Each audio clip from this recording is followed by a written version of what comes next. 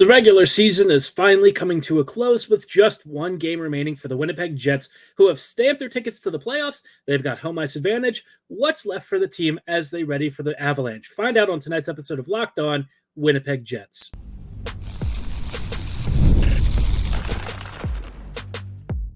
You're Locked On the Hockey Jets, your daily podcast on the Winnipeg Jets, part of the Locked On Podcast Network, your team every day. Greetings, friends, and welcome to tonight's episode of Locked On Winnipeg Jets, part of the Locked On Podcast Network, your team every day. I'm your host, Harrison Lee, an avid Winnipeg Jets fan and an online blogger. You can follow me on Twitter at HLivingLoco and at LO_Winnipeg Jets. Thanks for making Locked On Jets your first listen of the day every day. If you like what you're hearing, be sure to like, follow, and subscribe on all of your favorite podcasting platforms and YouTube. Doing so, of course, is always free of charge and ensures you never miss another episode. Most of all, though, we just love and appreciate your support. Tonight's episode, obviously, the Jets have just one regular season game left against the Vancouver Canucks, a team that embarrassed them a few weeks ago, but obviously the Jets are a different team now. It seems like they've flipped the switch, and heading into the playoffs, they've got all the momentum, which is a pretty darn good feeling. But amidst all of this, right, there's still some, remaining business for the team to take care of. We have some potential call-ups maybe emerging tomorrow. We've got, obviously this game ahead of us, and in the off chance that the Jets win, there is a chance for Winnipeg to actually come out with a little bit of a standings advantage if the Jets were to advance all the way to the conference finals along with the Canucks, right? Winnipeg could potentially get home ice advantage in that round 3. I didn't really talk about this before, A, because I can't do math, and B, because I didn't realize they actually had slightly fewer points than I was expecting. So for the Jets to still have this advantage is pretty cool. Again, I'm not thinking about it too much because it requires both the Jets and the Canucks to advance pretty far into the playoffs. But should it be a thing, that is a legitimate point of potential importance for the Jets if they were to win tomorrow's game. Before we dive into some of the other stuff that we might see in this one, just wanted to let you know that tonight's episode is brought to you by Game Time. Download the Game Time app, create an account, and be sure to use promo code LOCKEDONNHL for $20 off your first purchase. Now, like I said, obviously this game, in theory, doesn't have a lot left to play for. I know somebody commented earlier a couple of episodes ago, obviously, the home ice advantage in round 3 is certainly a big deal, right? I don't think it's quite as important as it was against the Avs. The Canucks are just generally good both at home and on the road. Obviously, you would much prefer to play at home the first couple of games because if you get the first opening win of the series, most teams tend to win out, period, right? They are usually the ones who are at the end of that on the winning side of the series record. So for the Jets, it'd be nice if they could do it at home. I think Winnipeg has proven that going on the road recently doesn't scare them. They're a really freaking good team. So if that is the case, well, regardless of tomorrow's outcome, it should be a pretty fun time. Now, interestingly, we're going to talk about some line combinations, but I would highly expect this to look completely different by the end of the day tomorrow, just because the Jets are going to be using quite a bit of their bench, right? They've scratched Kupari, Perfetti, Gustafsson, and from what we've heard from Bones, all of those guys are going to be playing. I'd expect Colin Miller to maybe draw in as well. Dylan Sandberg will probably, or not Dylan Sandberg, Nate Schmidt might get some minutes. I could see him resting a few guys. A lot of players have logged a decent amount of miles, but it's just a question of, now with the Jets kind of rolling into the final stretch, who do they want to keep in the lineup to get some extra minutes, and who can they afford to rest without sacrificing the potential for that home ice advantage? I do think one guy who's definitely going to stay in is going to be Niederreiter. I would expect him to try and still get acclimated to getting back in the lineup. That small laceration on his leg, on his Achilles, that's pretty scary. So he'll be a little bit rusty. I think he looked a little bit slow in his first return. And for the Jets, I think it's important for him to get back up to speed because as a tertiary third-line scoring option, you definitely want to lean on him in the postseason, right? The Lowry line's going to be getting loads of minutes. They're going to get some really tough matchup opportunities. And so Niederreiter being back to as close to 100% as you can get him before the playoffs would probably be pretty good. You might also see some guys like Iafallo and Barron maybe move up a little bit in the lineup. I would expect some of the big guns to step aside for a bit. Connor, Scheifele, Ehlers, maybe Toffoli or Velarde. I don't know how many guys are really willing to sit. It also really depends on who gets called up tomorrow because the Moose just lost their ability to get home ice advantage in the playoffs. So now that is a thing, the Jets might be willing to make a couple of acquisitions from Manitoba's call-ups. I think they can only do a couple of them right now. So, we're not going to see a huge influx of players, but enough to where you're probably going to see a bit of a different look. And we'll talk about who might make the most sense to get their NHL debuts in a little bit. Talking about the Canucks, obviously that team is pretty darn good. As of right now, their lineups are basically what they've been rolling for the past few weeks. So I don't know that, this is going to necessarily matter, but assuming that they actually roll with most of this lineup, you could have Höglander, Pettersson, and Mikheyev on the first line, Suter, Miller, and Besser on the second, Dakota Joshua, Elias Lindholm, and Connor Garland on the third, and Podkolzin, Bluger, and Lafferty on the fourth. I would expect a couple of the depth players to probably get elevated minutes. You're going to probably see guys like Miller and Besser and Pettersson maybe sit. Quinn Hughes might also get some time off. He has been an absolute workhorse. I think he's probably the runaway Norris favorite this year, which, it's really hard to argue with that. He's been pretty darn great. And with Vancouver really just trying to stay as healthy as possible, especially with Demko still out, the fewer key injuries they can sustain, the more that they can just continue to prep for the postseason.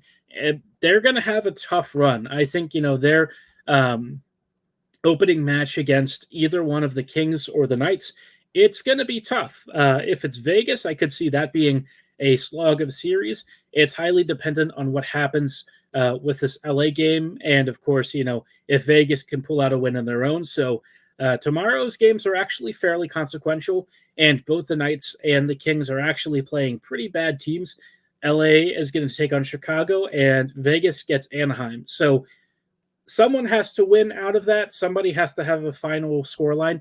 If both teams lose, then nobody moves, because right now Vegas is the third seed in the Pacific, and so the Kings would just be the ones to face Vancouver, which between LA and Vegas, I think you'd probably prefer to face LA, but as it is, the Canucks are probably just focused on trying to stay healthy, worry about the playoff standings consequences later, and see if you can squeeze out a win here against a rotated Jets lineup because, like I said, what I mentioned for Winnipeg's playoff home ice advantage also applies to the Canucks should they be able to see this through.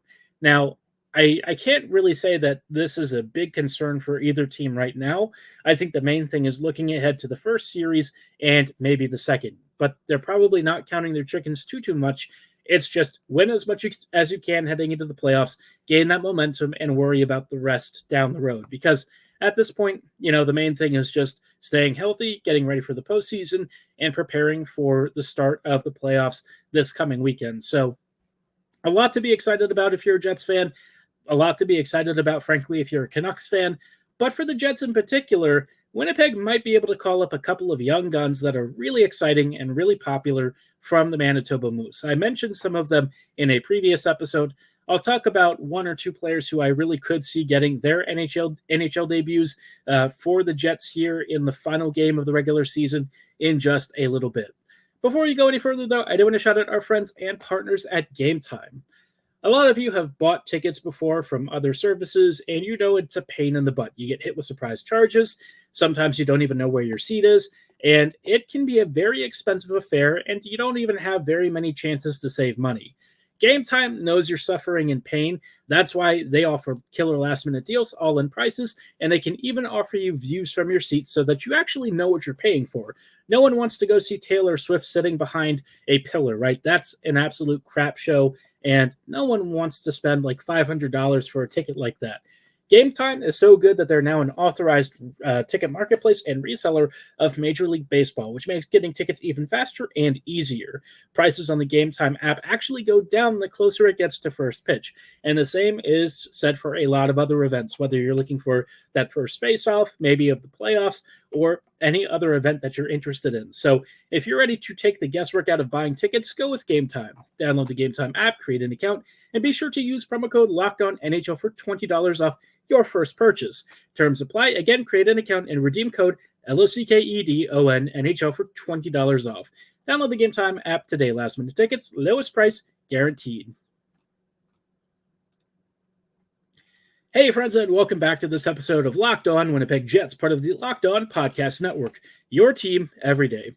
Everydayers, thank you so much for rejoining us on tonight's episode as we are just talking about, the final game of the regular season for the Jets. Obviously, Winnipeg is really in the home stretch before their opening game against Colorado next week, or perhaps even as early as Sunday. Some rumors that may be the case, but the timing of all of these other teams and some of the afternoon scheduled games continues to be a bit of a question. So we'll kind of keep an eye on that and what happens with Winnipeg's schedule. I think it might be announced towards the end of the week. So let's hope the Jets have a good start time. I'd prefer not to have to be there watching the game at the start of like 10 p.m. Eastern if possible. But, like I said, we do it for the love of the game. We'll watch it anyways, because why else would we, watch anything else at that stage? Before we talk about some potential really exciting things for the last regular season game, though, just wanted to let you know that the Locked On NFL Mock Draft is available now. Find the ultimate 6-episode series on Locked On NFL Draft to hear who Locked On experts are picking for every franchise, with live reactions from local college experts and even the fantasy football angle. The Locked On NFL Mock Draft is available now on Locked On NFL Draft on YouTube or wherever you get your favorite podcasts. Now, circling back to the Jets, like I said, Winnipeg has the potential to call up a couple of players, not many, but there is a chance that the Moose are going to be able to loan a couple of really cool players. And I think for Winnipeg, it may be a good chance to give a couple of young rookies maybe their first ever NHL skating, some NHL minutes. Obviously, we've had a couple of fun players like Brad Lambert, who had some camp games. One other guy that I'm kind of looking at is Parker Ford. I know that he had a pretty impressive preseason and actually looked at one point like he was going to make the Jets. Didn't end up happening for him, but for the Moose this year, he's racked up a pretty good number of points. He's got 39 in 70 games. And as, a very cheap college free agent, he has provided Manitoba some really cool and pretty nice tertiary scoring. I think, though, the big name that everyone wants to see and who I would actually expect to get his NHL debut in tomorrow's game, it's got to be Brad Lambert, right? Lambert has been a tremendous portion of Manitoba's offense this year. In tonight's game, he actually racked up a couple of assists. And, for Manitoba's top scorer and a player who has really evolved from being, this slightly difficult to project middle six forward to, quite honestly, one of the top 2 or 3 prospects in Winnipeg's system, I'm really excited to see what he can do. I think, the longer-term question with Brad is eventually, will he be a center or will he be a winger? I think the Jets would love for him to be a center. If he could become Winnipeg's 2C behind Mark Scheifele, I think that's really the best outcome, right? You're talking about a super bright talent and somebody who I would really love to see make the Jets out of camp next year. I think he's going to be in the Jets lineup. I think the biggest question is how much responsibility will the coaching staff entrust to him early on? And that's a tougher one to answer. But for his game tomorrow, what I assume will be his game, because I really do think he'll be one of the call-ups, I could envision him getting some like third or fourth line minutes. I think they'll probably be pretty measured with his deployments. I know that, they're going to be shifting quite a few of the veterans and some of the other kids a little further up the lineup, but I would expect for Lambert, he's probably going to play only like 10 or 11 minutes. I can't really see too many shifts for him unless the Jets are able to really feed him and keep him insulated at the same time. I don't know that that's really super possible. So I would just expect to have modest deployments, but I think he'll have a chance to really have some really fun times, maybe get a few good scoring chances, and kind of show off some of that flash of potential that he has continued to demonstrate at the AHL level, right? I think he is one of my most highly anticipated players. I am super excited about him. His development trajectory has kind of gone up and down throughout his career, but it seems like it has firmly pointed up since he got drafted. And, for him to have this really confident level of play while showcasing the elite skating and vision and playmaking ability that he has, I am super excited. He's also tied for I can't really say tied because there are two guys who have one more goal ahead of him. So he's in third place in goal scoring for the Moose, but you might as well say he's kind of in second. The difference between 21 and 20 might as well be non-existent to me. So, he and Malott and Reichel are all around the same amount of goal scoring, but in terms of total points, he leads the team, and he's been such a tremendous force for Manitoba. This Moose team hasn't been great this year, but he has had a fantastic season. And I think we're all just waiting for the moment when he becomes a full-time NHLer.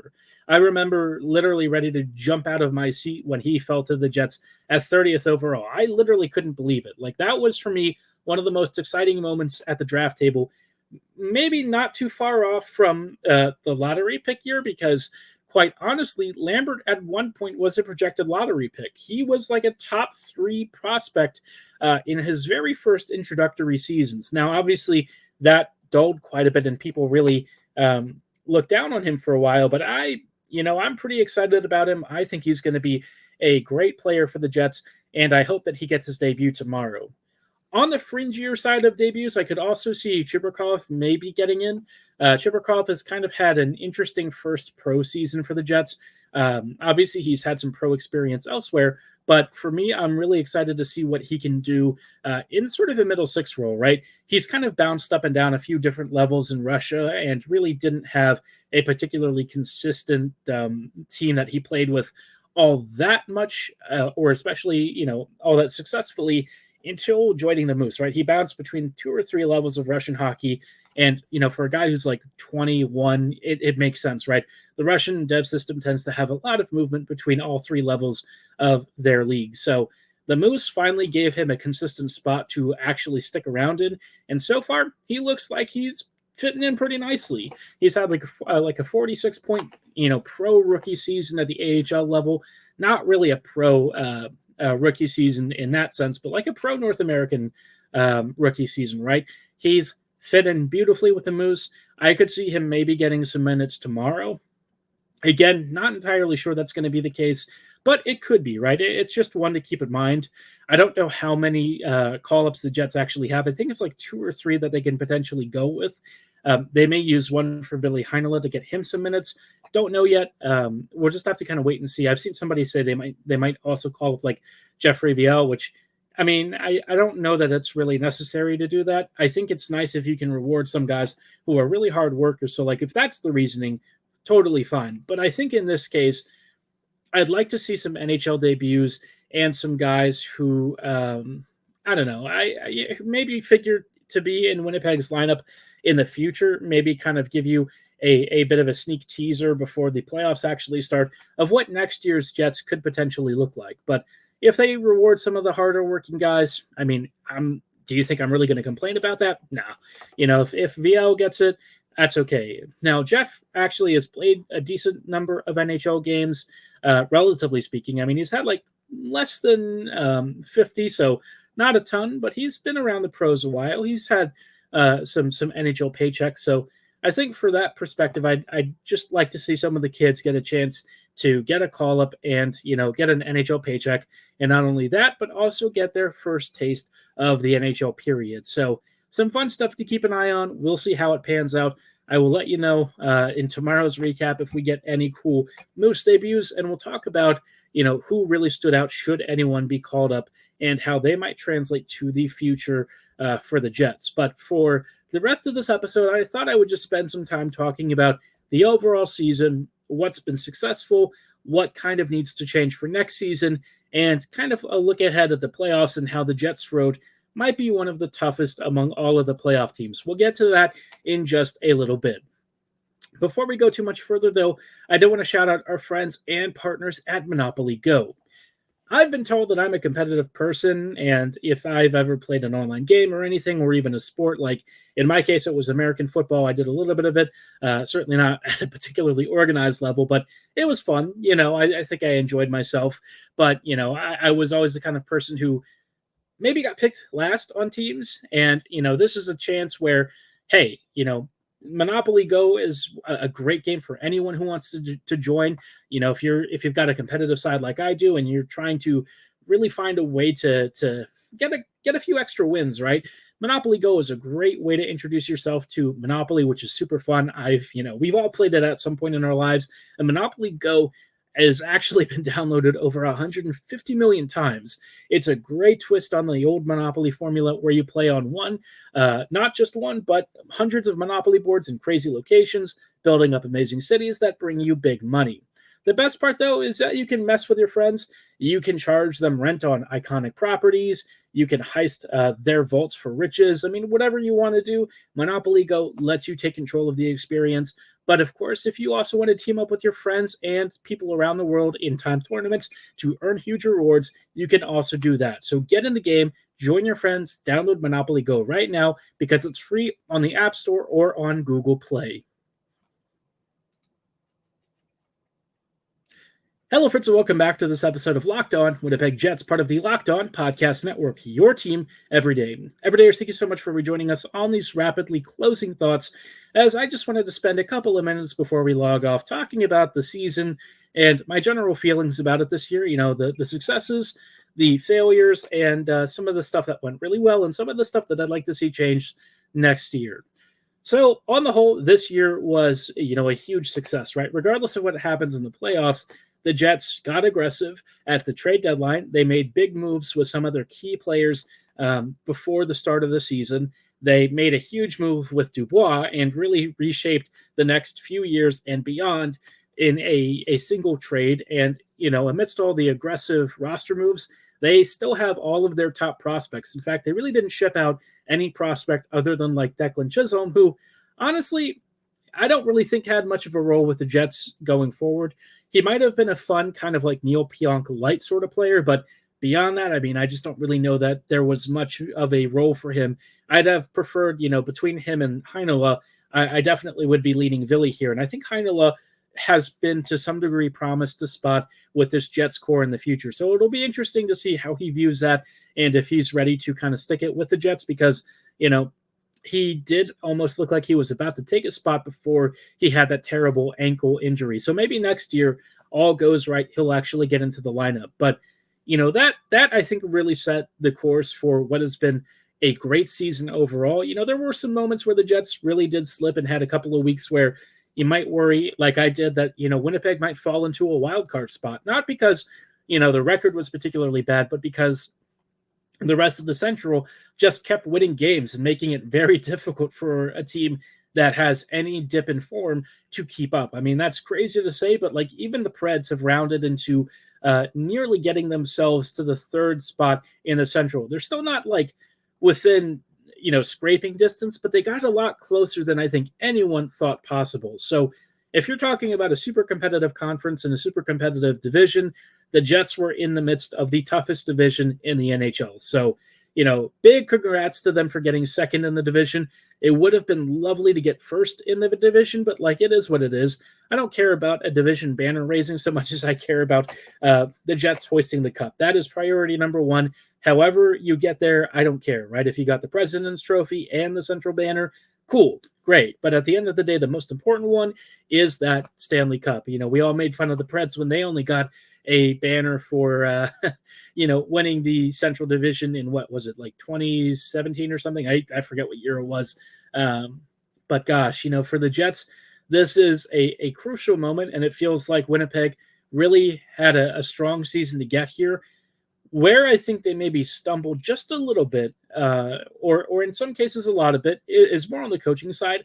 I think that there were some tactical decisions and stuff that have definitely been less than optimal. I think special teams is the biggest spot. And I also think at times Bones kind of got the assignment wrong.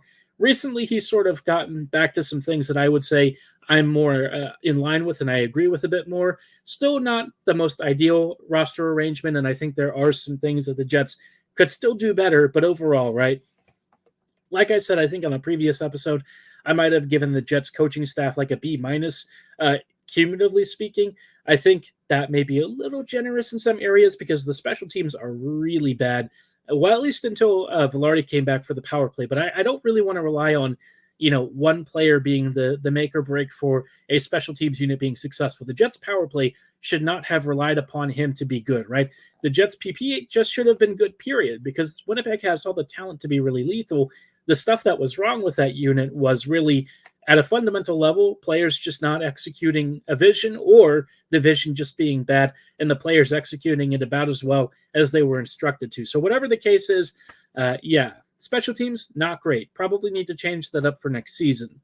Overall coaching stuff, Bones, I think, has done an admirable job. I do think heading into the next season, it might be worth looking at Arneal. I think he's probably been given the green light to plan for his role as the Jets head coach going down the road. I think, Bones always sort of viewed this as a short-term thing. And with all of the personal stuff that's happened to him over the past year and a half, if this is kind of where he calls it quits, I think he's had a wonderful career. He quite honestly should be credited a lot for turning the Jets around. I know that some players getting traded in the front office had a big role, but I think it would also be unfair to minimize just how, impactful Bones' leadership has been for the squad. I think he's gotten the Jets to a much better state. He also helped unlock Josh Morrissey and just gave him the role that he deserved, and that really has turned Morrissey into a Norris caliber defender. So, I think he deserves a lot of credit for that. I think there's a lot of things that Bones, has done that overall would paint his hiring and this year in particular as a big success. So very happy with that. I think, all of my quibbles with the deployments and stuff aside, the team has done well enough to sort of move past those. Whether they can do it in the playoffs, we'll see. But at least for the end of the regular season, they managed to get their crap together and hold it together enough to clinch home ice. So I can't really be too upset about that. Going forward, like I said, I think you just want to start integrating some of those young kids. The Jets are going to have some big decisions to make with guys like Perfetti, Ehlers, and Connor at some point, and another of the other young players that are going to be filtering into this lineup here pretty soon. But at least for one more season, the Jets mostly have the gang together, and it should be a fun ride. So regardless of how this playoff ends, next year is already shaping up to be a good season as well. Let's just hope that Helly stays healthy and gets through it, because he is really our big breadwinner. And even with all of the improvements in the rest of the team, the guy who we have always turned to and who we have always relied upon is still going to be Connor Hellebuyck. So let's hope that he has a big season next year and also a big playoffs this year, because a big playoffs from Connor Hellebuyck may be the difference between the Jets going to the conference finals again and perhaps even beyond and getting ousted in the first round. But let me know what you're expecting for this playoff run. Are you excited? Are you already buying tickets? Drop your comments and feelings and thoughts below in the sections right beneath this video, or at my social medias at HLLivingLoco and at LO_Winnipeg Jets. For tonight's episode, though, that is going to be all the time that we have. I thank you so much for making Locked On Jets your first listen of the day, every day. See you here tomorrow back at around the same time or so for our post-Vancouver Canucks game coverage.